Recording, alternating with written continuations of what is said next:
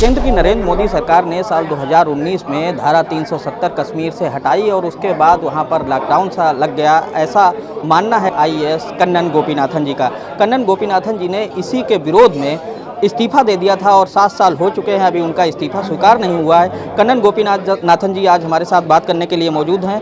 हम उनसे जानेंगे कि आखिर उन्हें इस्तीफा देना क्यों पड़ा और अभी तक उनका इस्तीफा क्यों स्वीकार नहीं हुआ। कन्नन जी, पहले तो बताइए, मतलब देश में तो तमाम आईएएस हैं, तो धारा 370 हटी, सारी कश्मीर में जो स्थिति हुई वो सब वाकिफ़ हैं उससे, तो सिर्फ आपने ही क्यों इस्तीफा दिया और अभी तक इस्तीफा स्वीकार न करने की क्या वजह सामने आई? नहीं, सबसे पहले जो है एक तो ये समझना है कि आईएएस बनना कोई सपना नहीं था। आईएएस बन के क्या करना है वो ज़्यादा वो था।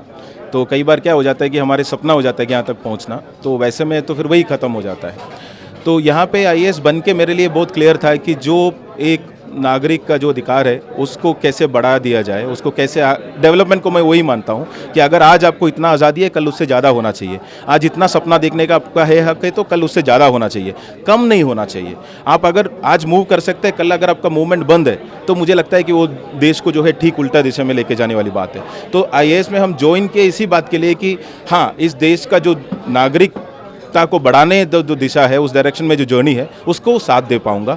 जब लगा कि कश्मीर में 370 हटने के बाद 370 करना है नहीं करना, मैं उसको इतना बड़ा नहीं मानता हूं। उसके बाद जो कश्मीर में हुआ कि महीनों तक जो है वहां पे पूरा लॉकडाउन किया, जनता को कई सारे लीडर्स, जितने भी सारे लीडर्स थे उन सबको जेल में या हाउस अरेस्ट किए, आप ट्रांसपोर्टेशन बंद किए पूरा स्टेट का, आप उसका इंटरनेट बंद किए, आप वहाँ पे टेलीफोन बंद कर दिए। अगर मान लीजिए उत्तर प्रदेश में होता है तो क्या एक्सेप्टेबल होगा ये? चाहे कोई भी बात के लिए हो, पर अगर, क्योंकि जनता को एक प्रतिक्रिया, अपनी जो रिएक्शन रखने के अधिकार है, अगर खुलेआम उसको सरकार कहते हैं कि नहीं हम उसको सबको चुप करा देंगे, तो मुझे लगता है कि मुझे लगा था कि उस वक्त जो है बाहर निकल के रखना जरूरी है, बात रखना जरूरी है। ये सही नहीं है। हो सकता है कि सब मुझसे सहमत हो ना हो, अलग बात है, पर मुझे जो लगता है कि ये सही नहीं है, मुझे रखना जरूरी था। और रखने के बाद ये भी क्लियर था कि सरकार जो कर रहे हैं, जिस दिशा में देश को लेके जाना चाह रहे हैं, जिसमें एक मजबूत सरकार और कमजोर जनता जो है कमजोर रहे, वो एक कंसेप्ट है कि देश मतलब मजबूत अगर होना है तो सरकार मजबूत होना चाहिए, जनता कमजोर होना चाहिए। तो जनता को कमजोर जाने वाले जो रास्ते में जो सरकार लेके जा रहे हैं देश को, उससे उस वक्त तो उनका साथ देना या उस गाड़ी में साथ में रहना मुझे नहीं लगा कि ठीक होगा। उसके लिए मैं बाहर आया बल्कि बाहर आके 7 साल हो गए, अभी तक उसको एक्सेप्ट नहीं किया, उन्होंने स्वीकार नहीं किया, प्रोसेस भी नहीं किया। और उसका अलग रीज़न हो सकता है, क्या रीज़न है वो सरकार बताएंगे कि क्यों नहीं कर रहे। अच्छा, दूसरा सवाल इसी पर खड़ा होता, अगर सरकार इस्तीफा एक्सेप्ट कर लेती और चुनाव भी केरल में होने वाले थे, तो क्या कन्नन गोपीनाथन जी को इस बार किसी उम्मीदवार के तौर पर, किसी पार्टी के उम्मीदवार के तौर पर चुनाव लड़ते देख सकते थे? नहीं, देखिए 2019 में था इस्तीफा, है ना। 2019 से इस्तीफा के बाद कितने सारे, कहने का अब तक एक्सेप्ट अगर हो जाता, केरल में भी विधानसभा चुनाव भी, कितने सारे चुनाव हो चुका है। 19 के बाद तो 21 में मेरे ख्याल से केरला में इलेक्शन आया, उसके बाद 24 में तो लोकसभा इलेक्शन आए, उसके बाद 26 में वापस केरला में इलेक्शन आए। और मैं केरला काडर का नहीं हूँ, यूटी काडर का हूँ, यूनियन टेरिटरीज काडर का हूँ। दिल्ली, मिजोरम, दादरा नगर हवेली, कश्मीर, ये सब उसमें आता है। तो इस बार 26 का जो है इलेक्शन है, उसमें अभी 4-5 महीने पहले ही कांग्रेस पार्टी ज्वाइन किया था। तो उसके बाद उन्होंने केरला से जो है चुनाव लड़ने के लिए बोला भी, पर मैंने उनको यही कहा है कि जब तक मेरा रेजिग्नेशन जो है ना, इस्तीफा मंजूर नहीं करते तो मेरे लिए लड़ना पॉसिबल नहीं होगा। तो बस उतनी सी बात थी। पर क्यों नहीं एक्सेप्ट कर रहे 6-7 साल के बाद? और ऐसा नहीं है कि इस वक्त के लिए कोई रेजिग्नेशन या फिर कोई सैलरी दे रहा है या फिर कोई सस्पेंड हुआ है, ऐसा कुछ भी नहीं है। उतना तो मेरा हक है। सवाल ये भी खड़ा होता है कि उत्तर प्रदेश की अगर बात करें तो तमाम सारे, आप क्योंकि खबरों से वाकिफ़ रहते होंगे, आईएएस अधिकारी लगातार बीआरएस ले रहे हैं। अभी यहाँ के रिंकू सिंह राही जी का नाम सुना होगा, उन्होंने ये कहा कि हमें काम करने के लिए सरकार दे ही नहीं रही है, मतलब एक तरफ किनारे से बैठाई है और उन्होंने अपना इस्तीफा भेज दिया। तो क्या कहेंगे, मतलब अब तो आईएएस छोड़ रहे हैं? नहीं, देखिए बात ये है कि मैंने पहले जो बात कही कि सरकार जो मजबूत होना चाहिए, इसमें पावर सारा जो है ना एक ऊपर के ऊपर जाते रहता है। जो नीचे जो जनता तक आने वाली जो पावर है वो शक्ति जो ऊपर की तरफ होता है। तो कई बार हमें ऐसा एक लगता है कि कोई एक व्यक्ति आएगा और वो सबको ठीक करेगा और उन्हीं को सही लगता है कि जो सही है, बाकी सब जो है बस उनके पालन कर दे।